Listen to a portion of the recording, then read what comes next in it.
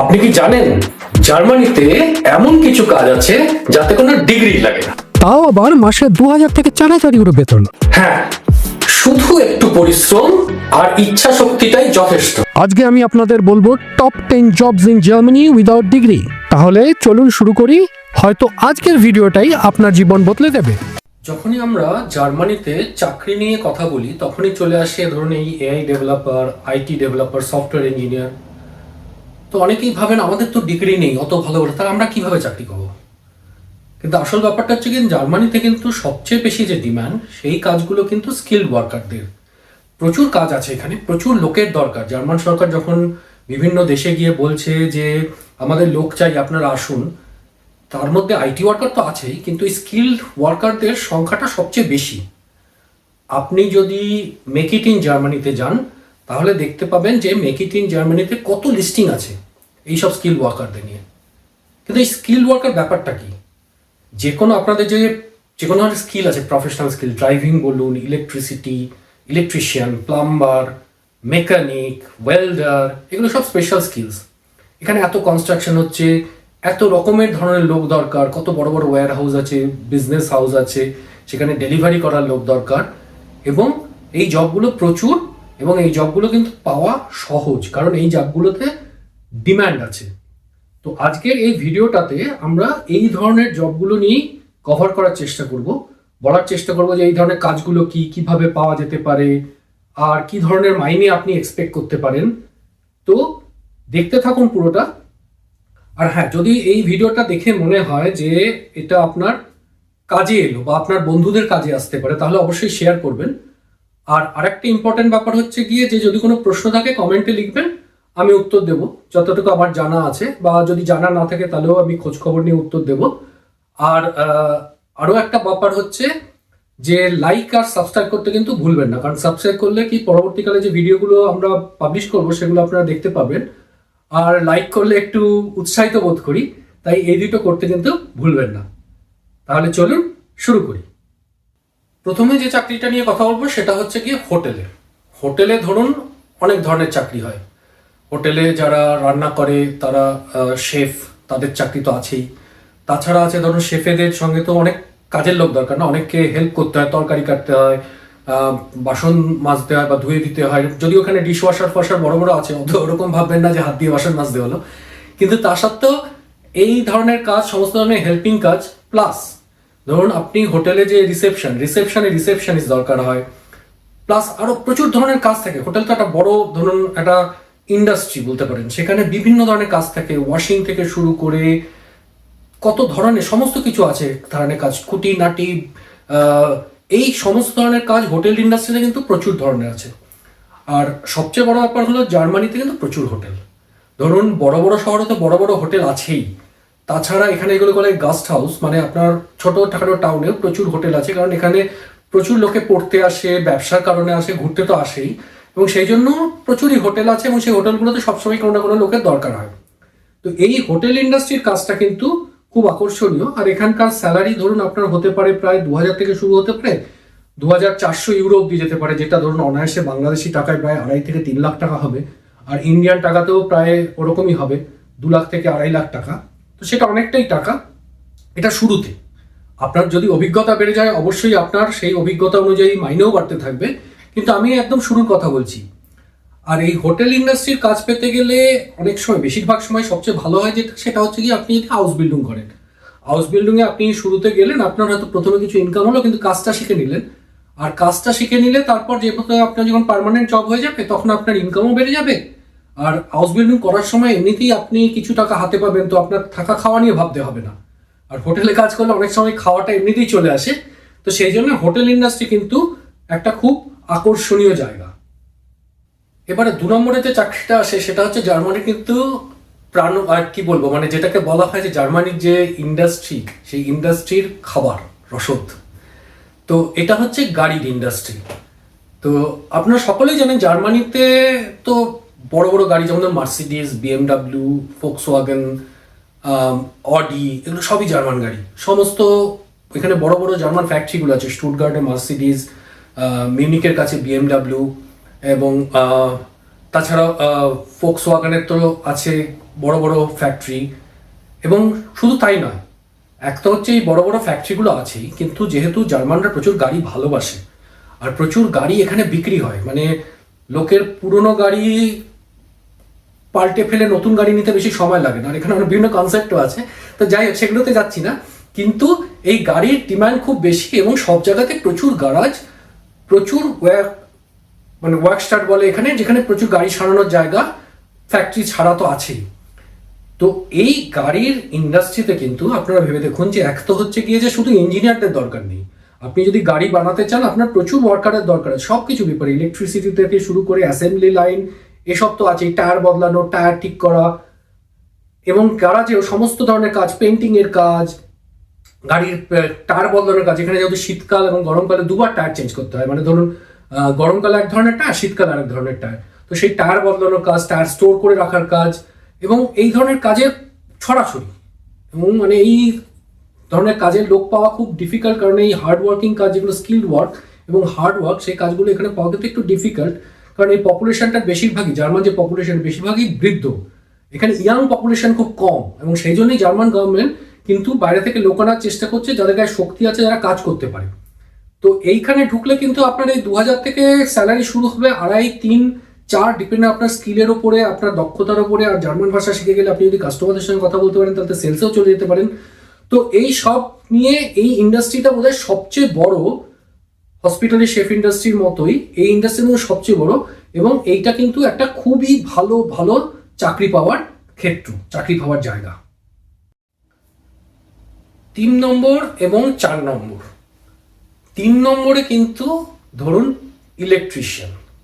জার্মানিতে বড় বড় কনস্ট্রাকশন হচ্ছে না, এখানে ধরুন বার্লিন, মিউনিক, ফ্রাঙ্কফুর্ট সবসময় কনস্ট্রাকশন হচ্ছে, হোটেল কনস্ট্রাকশন হচ্ছে, নতুন নতুন অফিস হচ্ছে, সেই কনস্ট্রাকশনগুলো হচ্ছে।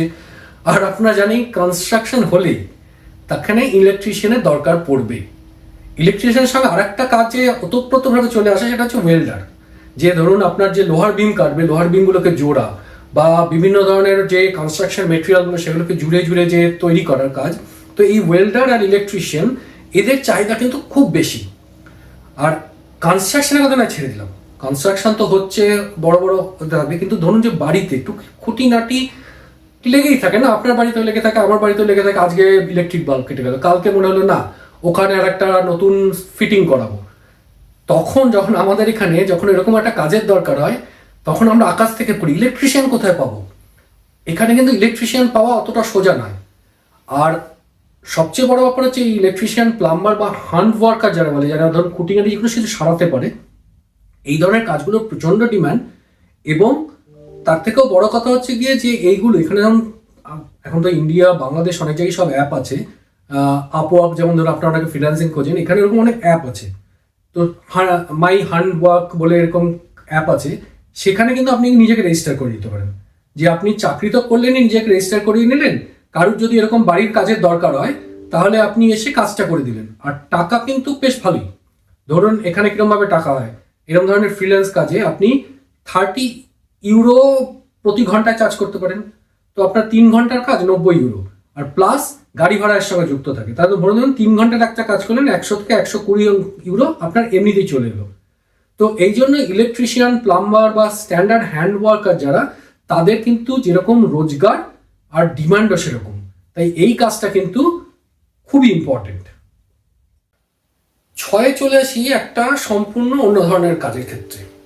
এই দুটোকে আমি একসঙ্গে করবো, 6 এবং 7ই ধরুন, 6, 7 মিলে এই দুটো ধরা যাক। প্রথম হচ্ছে কি ওয়্যার হাউস।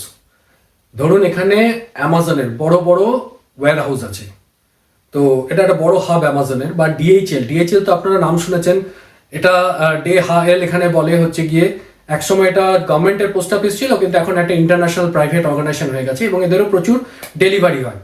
তো এই সারাদিন ধরে এই ডেলিভারি লেগে থাকে, এবং কিন্তু ডেলিভারি করার আগে যে স্টোর করার জায়গা, অ্যামাজন বলুন বা বড় বড় আদার যে অনলাইন শপগুলো আছে, বা বিভিন্ন ধরনের, এখানে আপনারা দেখে রাখবেন যে এখানে যে শপগুলো হয়, বিশেষ করে গ্রসারি স্টোর, এগুলো বড় বড় চেন, আলডি, লিডল, এডেকা, রেভে, এবং তাদের এক একটা গ্রসারি স্টোরের সাইজ দেখলে অবাক হয়ে যাবেন। আর এইসব গ্রসারি স্টোরের যে ওয়্যার হাউসগুলো আছে, যেখানে সমস্ত ফুড স্টোর করা হচ্ছে, বা যেখানে অ্যামাজনে ডেলিভারি হবে, সেখানে যে সমস্ত জিনিসপত্র স্টোর করা হচ্ছে, সেগুলো অ্যারেঞ্জ করার জন্য বা সেগুলোকে সবকিছু করার জন্য লোক দরকার। আজকে আপনি যে বড় ট্রলি করে নিয়ে গিয়ে বড় প্যাকেট এক জায়গা থেকে এক জায়গায় নিয়ে গেলেন, বা কোনো শিপিং এলো, তখন সেই শিপিংয়ে সেগুলোকে শিপ করা, তো এই ক্ষেত্রে প্রচুর প্রচুর লোক দরকার। আপনি যদি অ্যামাজনের ওয়েবসাইট খুলে দেখেন, যে জার্মানির অ্যামাজনের ওয়েবসাইট খুলে দেখেন, দেখ কি কত ধরনের আর কত রকমের কাজ আছে। এবং এই কাজগুলো অ্যামাজনে পেমেন্ট ভালো, অ্যামাজনে এখানে সবসময় লোকের দরকার হচ্ছে। তো এই কাজগুলো কিন্তু খুব ডিম্যান্ডিং এবং খুব আপনার কি বলবো যে হাই আর্নিং পোটেনশিয়াল জব, বেশ ভালো রকমের রোজগার করা যেতে পারে। আর এখানেও আপনার অনায়াসে কিন্তু 3,000 থেকে মতো ইউরো মতো রোজগার হয়েই যাবে। আর এর সাথেই আসছে যেটা, সেটা হচ্ছে ডেলিভারি। ওয়্যার হাউস থেকে যে সারাদিন ধরে অ্যামাজনে, আমি তো বোধহয় মাঝে মাঝে কিনি যে চলে আসে অ্যামাজনের ডেলিভারি, এরা সারাদিন ধরে ডেলিভারি করছে এবং ডেলিভারি আওয়ারের উপরও রোজগার ডিপেন্ড করে কতক্ষণ আপনি ডেলিভারি করছেন, 3 ঘন্টা করছেন না 4 ঘন্টা করছেন, তো বা 5 ঘন্টা, 6 ঘন্টা, 7 ঘন্টা, 8 ঘন্টা, একটু হাই প্রেশার জব। কিন্তু এই ডেলিভারির যে ড্রাইভার যারা, তাদেরও কিন্তু খুব ডিমান্ড। আপনার যদি ড্রাইভিং স্কিল থাকে এবং আপনি যদি ভালো গাড়ি চালাতে পারেন এবং এই ধরনের হার্ডওয়ার্ক যদি করতে পারেন, তাহলে কিন্তু এটা কিন্তু খুব লুক্রেটিভ, মানে খুব আকর্ষণীয় প্রফেশন ডেলিভারি জব, এবং এর ডিমান্ড খুবই খুবই বেশি। আর একটা প্রফেশন বোধহয় সর্বত্রই একই রকম ভাবে দরকার, সেটা আপনারা বুঝতেই পারছেন, সেটা হচ্ছে গিয়ে ট্রাক ড্রাইভার।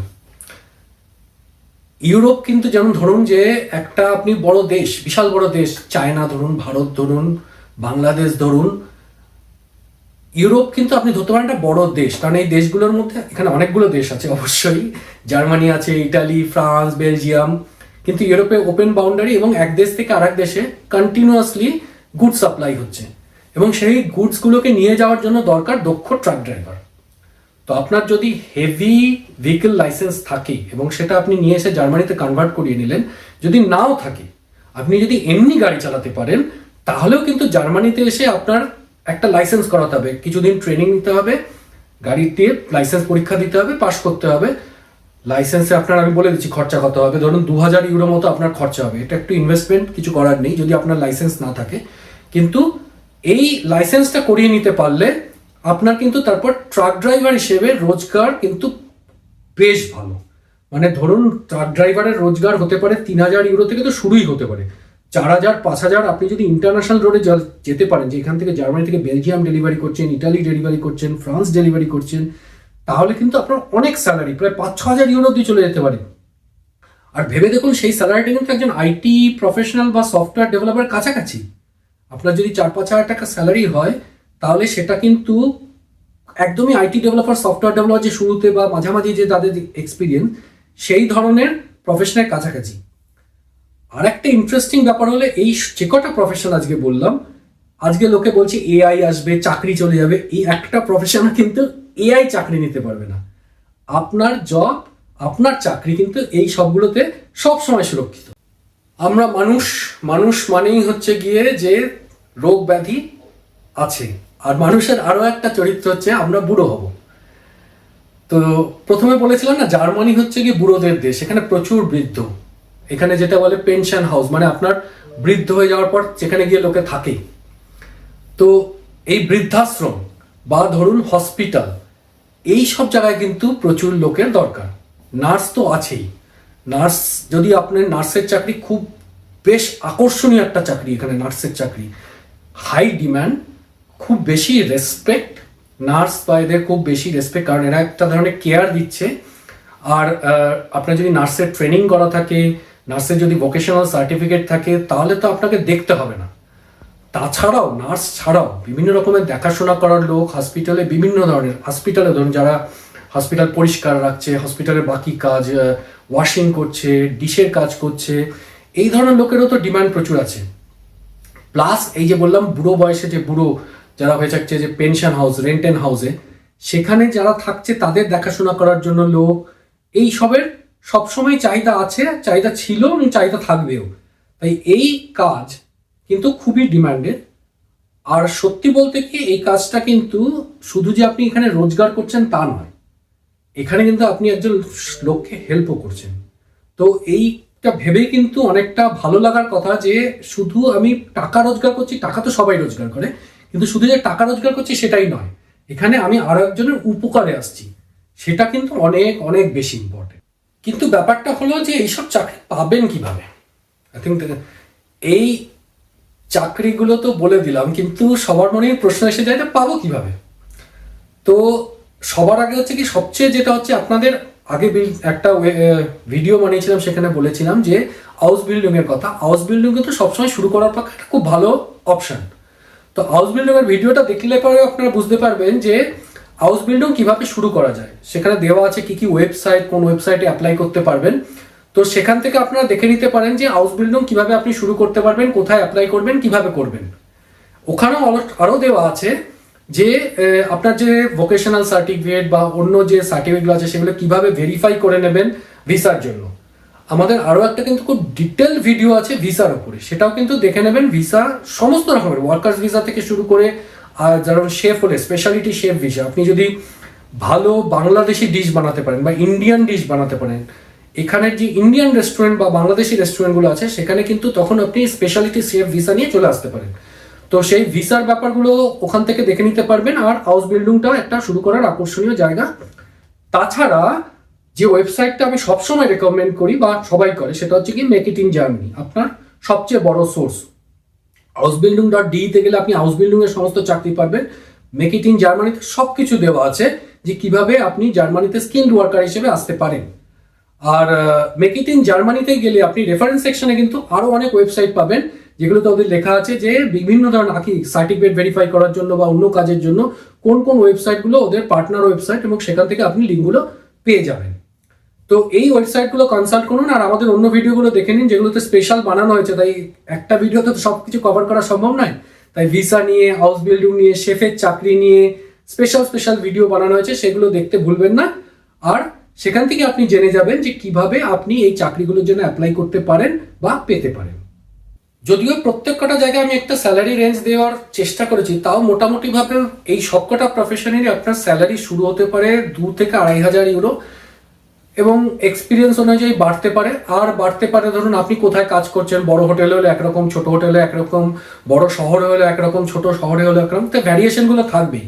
আর তাছাড়াও ইনফ্লেশন অনুযায়ী স্যালারি এখন একটু বাড়ছে। আগে এখানে ইনফ্লেশন ছিল না, এখন একটু ইনফ্লেশন তৈরি হয়েছে, তাই স্যালারি বাড়ছে। আর সবচেয়ে বড় হচ্ছে গিয়ে, যদি আপনি দেশে টাকা পাঠাতে চান, সেক্ষেত্রে আপনি ভেবে দেখুন যে আপনি 100 ইউরো রোজগার করলে সেটা কিন্তু প্রায় 10,000 বা 15,000 টাকা হয়ে যাচ্ছে বাংলাদেশ বা ইন্ডিয়ার জন্য। তো সেটা একটা সবসময় বড় ফ্যাক্টর, আমার ক্ষেত্রেও, আপনার ক্ষেত্রেও, সকলের ক্ষেত্রেও। তাই এইটা কিন্তু মাথায় রাখবেন। তো সেই জন্য আমি সবসময় অন্য টাকায় বলি, যে তার কারণ হচ্ছে কি, যদি আমরা কোনো সময় ফিরে যাই বা ফিরে যেতে চাই, তাহলে কিন্তু অনেকটা টাকা নিয়ে ফিরে যেতে পারবেন। এটাই আজকে তাহলে এখানেই শেষ করছি। আরও এইরকম ধরনের ভিডিও নিয়ে আসার চেষ্টা করব, কিন্তু অবশ্যই জানাবেন এই ভিডিওটা আপনাদের ভালো লাগলো কিনা। ভালো লাগলে এরকম ধরনের ভিডিও আরও করার চেষ্টা করব। সবসময় আমরা একটু চেষ্টা করি যে নতুন ইনফরমেশন, নতুনভাবে ভিডিও আনা। তো জানাবেন, জানালে সুবিধা হয়। আর আগেই বললাম যে লাইক করলে ভালো লাগে, তখন মনে হয় যে না আরও বানাই, আর একটু বেশি করে আপনাদের হেল্প করার চেষ্টা করি। তো চোখ রাখুন, সাবস্ক্রাইব করুন, দেখতে থাকুন, আর অবশ্যই ভালো থাকবেন, সুস্থ থাকবেন। আজকের মতো এখানেই শেষ করলাম। নমস্কার।